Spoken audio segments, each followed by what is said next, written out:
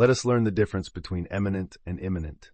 Eminent, it is an adjective used to describe someone or something that is highly respected, distinguished, or notable within a particular field or area. For example, Martin Luther King Jr. was an eminent civil rights leader whose work profoundly influenced the fight for racial equality. Or, the eminent philosopher, Immanuel Kant, is known for his influential works on ethics and metaphysics.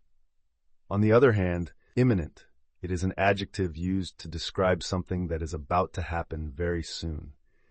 It conveys a sense of urgency or immediacy, indicating that an event or situation is impending and likely to occur in the near future. For example, the weather report indicates that a thunderstorm is imminent, so it's a good idea to stay indoors.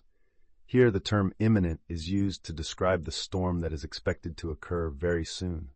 Or, with the deadline approaching, the team is working overtime to complete the project before the imminent due date. Here, imminent refers to the approaching deadline, indicating it is about to happen very soon.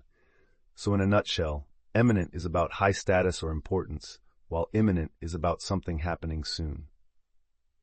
Now evaluate yourself with the quiz.